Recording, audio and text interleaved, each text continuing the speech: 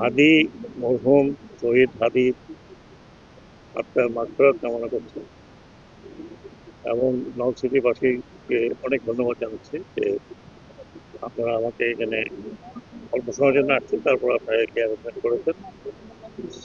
আমিও আপনার ধারে কাছেই মানুষ, বেশি দূরের না। আমার বাড়ি এখান থেকে 18 কিলোমিটার 20 কিলোমিটার হবে বরিশাল।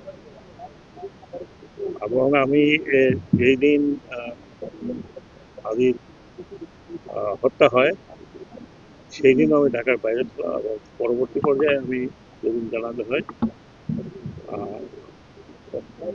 না, যেদিন হাদি মারা যায় সেদিন আমি ঢাকার বাইরে ছিলাম।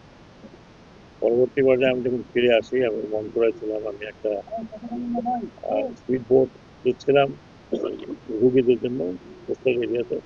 আপনারা জানেন আমাদের এই অঞ্চলে বিচ্ছিন্ন অঞ্চল আছে যেখানে একটু অসুস্থতা থাকে, রাতের বেলা নিয়ে যাওয়া খুব ডিফিকাল্ট হয়। এজন্য একটা স্পিড বোট দিয়েছি।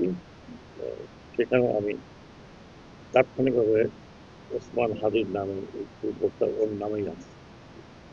এবং সিদ্ধান্ত তখনই নিয়েছিলাম যে আমরা এই ঘাটের নাম করবো, যেহেতু এটা আমারই এখতিয়ারের মধ্যে আছে। এবং ডিরেক্টর এখান থেকে একটা রিকোয়েস্ট পাঠিয়েছে। তাদের সাথে এটা করার ছিল গত শুক্রবার আমার, কিন্তু গত শুক্রবারে আপনারা জানেন ওয়েদার খুবই খারাপ ছিল, এখানে কথা বলতে পারবো না, কিন্তু আমরা তো লঞ্চও বাতিল করে দিলাম। এইরকম কুয়াশা উদ্দেশ্য ছিল যে এই লঞ্চ ঘাটটা যাতে পার্মানেন্টলি শহীদ ওসমান হাদির নামে থাকে। কারণ অন্য কোনো কিছু নাম যতই দেয় না কেন, এই অঞ্চলের লোকের সন্তান, এই অঞ্চলের লোকের একটা বড় স্থাপনা হচ্ছে লঞ্চ ঘাট। এখানে শত শত লোক প্রতিদিন আসে, প্রতিদিন নামে। তো কাজেই এই ঘাটটার নামটা পরিবর্তন যেহেতু আমার এখতিয়ারের মধ্যে ছিল আমি করেছি। বাকি আমরা সবাই মিলে আল্লাহর কাছে দোয়া করি যে সে তাকে যেন বেস্ট করে। তাছাড়া হাদি এখন বাংলাদেশের বাইরে চলে গেছে, কিন্তু বাংলাদেশের সন্তান হিসেবে না, এখন বিশ্বের বিভিন্ন জায়গাতে তার নামটা চলে গেছে এবং এই নাম অক্ষয় থাকবে। যতদিন এই দেশ থাকে, যতদিন আন্দোলনের ইতিহাস থাকে, যতদিন একটা পরিষ্কার পলিটিক্সের আশা থাকে।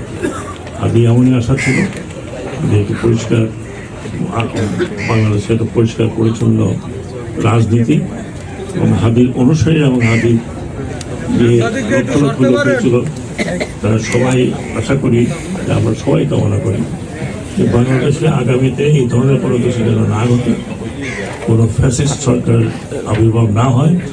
যারা আসবে তারা শিক্ষা গ্রহণ করবে, জনগণের জন্য কাজ করবে এবং সততার সাথে কাজ করবে, এটা আমরা আশা করি। কারণ এটা যদি না হয় তাহলে তাদের আত্মা আমাদেরকে মাফ করবে না কখনোই, এবং এর থেকে কমকিল অবস্থায় পড়তে হবে তারা তাদের এই রক্তের সাথে বেমানি করবে থাকে।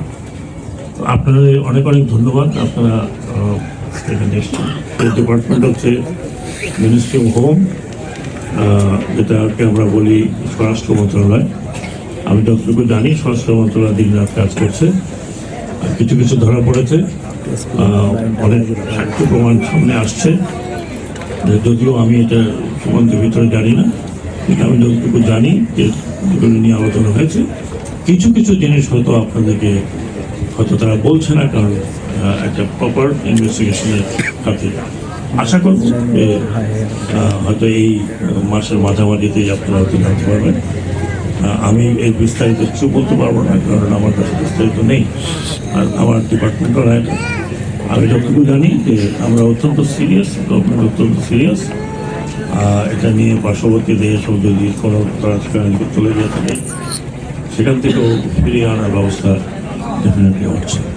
এই হাদির হত্যাকারী বিচার শুধু না, পেছনে কারা জড়িত আছে সেটাও যাতে বের হয়ে আসে, যেই থাকুক দেশে বা দেশের বাইরে, তারা জনসমক্ষে এটা বিস্তারিতভাবে বলা হবে বলে আমি আশা করছি।